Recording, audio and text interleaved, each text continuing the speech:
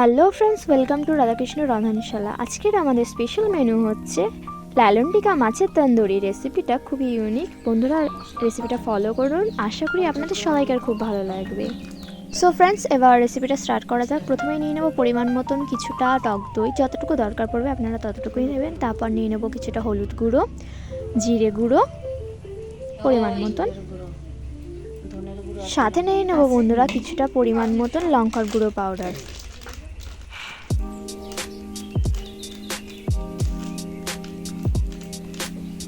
তারপর নিয়ে নেব বন্ধুরা পরিমাণ মতন ধনে গুঁড়ো পাউডার। একই সাথে স্বাদ অনুযায়ী লবণ নিয়ে নেব পরিমাণ মতন। তার সাথে কিছুটা পেঁয়াজ বাটা, কিছুটা আদা বাটা আর কিছুটা কাঁচা লঙ্কা বাটা। বন্ধুরা, আমরা পেস্টগুলো আগেই তৈরি করে রেখেছিলাম, আপনারা তৈরি করে রাখবেন। দিয়ে এটা কিছুটা ম্যারিনেট করে নেব। অ্যান্ড এই ম্যারিনেটটা করার সাথে সাথেই কিছুটা সাদা তেলও অ্যাড করব। সাদা তেল অ্যাড করে মশলাটা মাখতে থাকবো।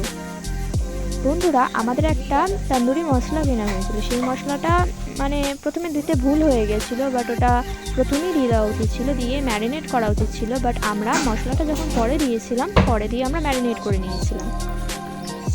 আর এখানে বন্ধুরা কিছুটা আমরা সয়া সসও অ্যাড করেছিলাম।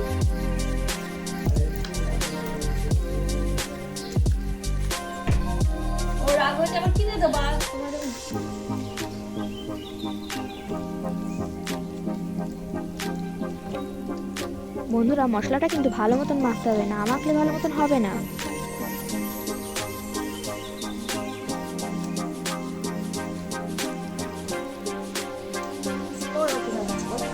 বন্ধুরা, এই মশলাতে এবার আমরা 1 চামচ মতন কর্নফ্লাওয়ার অ্যাড করে নেব।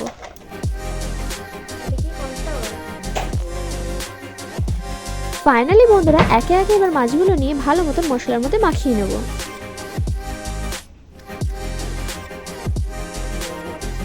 বন্ধুরা, এর টেস্ট কিন্তু জাস্ট অসাধারণ, যেটাকে বলে। আপনারা সবাই ট্রাই করে দেখবেন বাড়িতে একবার। আমি ভাবতে পারিনি কোনোদিনও লালন টিকা মাছ এত সুন্দরভাবে পরিবেশন করা যায়।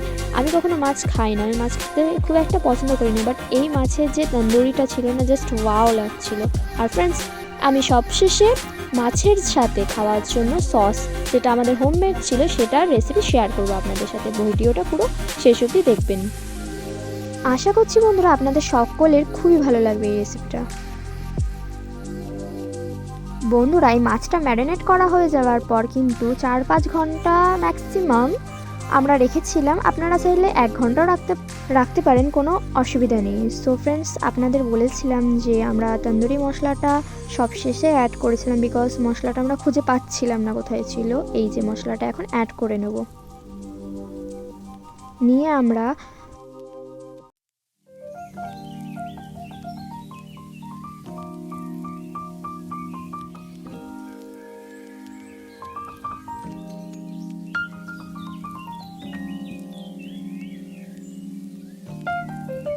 এবার এই মাছটা রেডি 4-5 ঘন্টার জন্য রেখে দেওয়ার জন্য। আমরা ফ্রিজে ম্যারিনেট করে রেখে দিয়েছিলাম মাছটা।